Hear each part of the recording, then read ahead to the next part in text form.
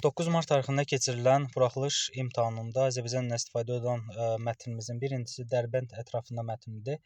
Mətnimiz burada olan Toxtamış xan hücum edir Dərbənd üzərinə və burada 3 şahın adı çəkilir. Toxtamışdır, Əmir Teymur və Şirvanşah İbrahim haqqındadır.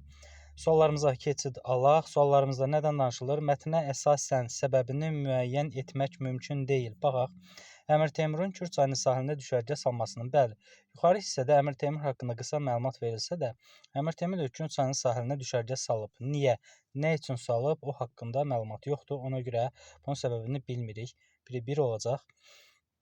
Bir də 5-ə baxsaq, Toxtamış xanın Əmir Teymura ədavət bəsləməsinin səbəbi və yaxud da ədavət bəsləmir, bəsləmir.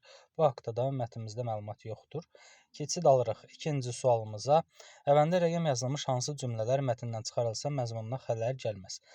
İlk növbədə cavabımıza baxaq. Cavabımızın biri 4 olacaq. Niyə? Onların əllərində dairəsi iri, qalxana bənzər qoruma alətləri var idi. Ondan öncəki cümləni oxuyaq. Xanın əmri ilə belə vəziyyətlərdə təcrübəli olan döyüşçülər irəli yeridilər. Onların əllərində dairəsi iri qalxana bənzər qoruma alətləri var idi. Onlar qala divarlarına çatdılar. 4-ü buradan çıxarsaq və cümləni davam etdirsək, heç bir dəyişiklik baş verməyəcək. Digər cavabımız isə 5 olur. Çünki 5-də də biz bunu çıxarsaq, mətn məzmunu xələl gəlməz. Niyə? Bizə Şirvan torpaqlarına girməkdən ötürü keçid lazım idi. İndi keçid əlimizdədir.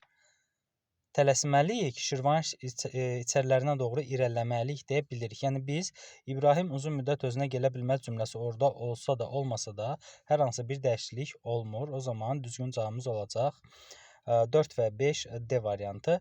43-cü sualımızda mətndə əsasən doğru, yanlış və ehtimal olunanlara baxırıq. Toxtamışın planlarının içərisində maddi mənfəət var idi. Bəli, elə burada var ki, Şirvandan da çoxlu qənimət qopararaq. Biri 1 olacaq.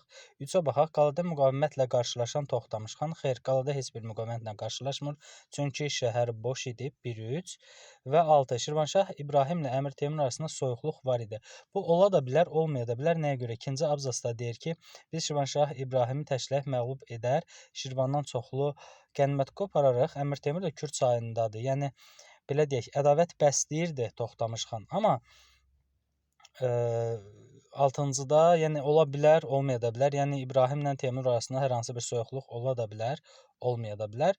44-cü suala baxaq. Toxtamış xan işğalçı hökmdardır, doğrudur.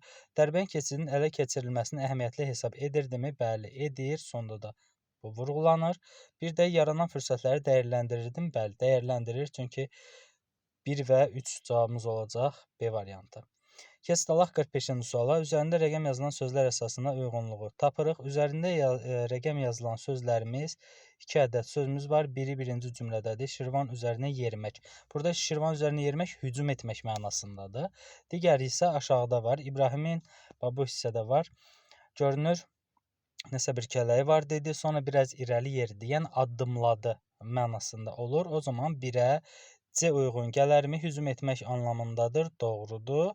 2-yə A uyğun gələr, addımlamaq mənasındadır. 2-yə D da uyğun gələr. Niyə? Bir qoca köhnə paltar əynində yeriyir yolda torba çiynində, yəni yerimək mənasındadır. Düzgün cavabımız olur 1-ə C, 2-yə A və D.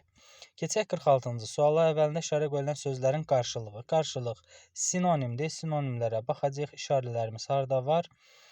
Təyin etmək, Toxtamış xanın təyin etdiyi vaxtda, müəyyənləşdirdiyi vaxtda ola bilər. İbrahim görünür nəsə bir kələyi var, hiyləsi var, yaza bilərik. Bundan əlavə aşağı hissədə əhalini təxliyə edir, əhalini çıxarır, ola bilər.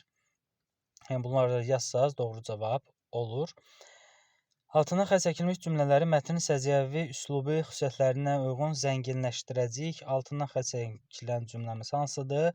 Qaladakı sakitliyi görən Toxtamış xan da narahat oldu. Narahat olduğunu dəyişərək yaza bilərik ki, qəlbi qaraldı mənasında. Qaladakı qulaq batıran sakitliyi görən Toxtamış xan da narahat oldu mənasında yaza bilərik. Yəni qısaca məcazi mənalı sözlər artıracağıq.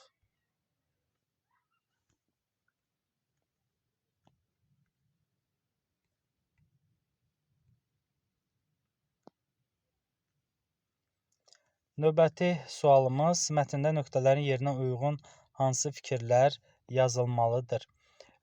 Mətndə nöqtələrin yerinə yazılacaq fikirlərimiz görək nələrdir?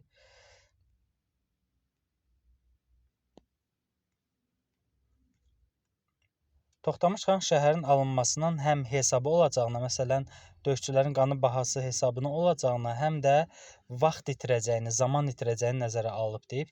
Yəni itki hesabına olacağına, döyüşçülərin itirilməsi hesabına olacağına, həm də vaxtın itirilməsini nəzərə alır. Burada vaxt və döyüşçülərin belə deyək həlak olması nəzərdə tutulur.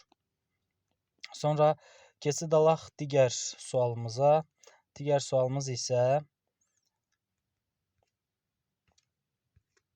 digər sualımıza baxırıq. 50-ci sualda sən saydığınız say, gör, fələk, nəsair, atalar sözünü mətndə iki müxtəlif məqamla əlaqələndirərək fikirlərimizi yazırıq. İki müxtəlif məqamda, yəni burada belə deyək, bir Şirvanşahın Əmir Teymurla ən sonuncu abzasda onun belə deyək müttəfiq toplaması hissəsini götürə bilərik ki, bir də şəhərin boşaldılması hissəsi. Bu iki hissəni yazsaq düzgün cavab almış olarıq.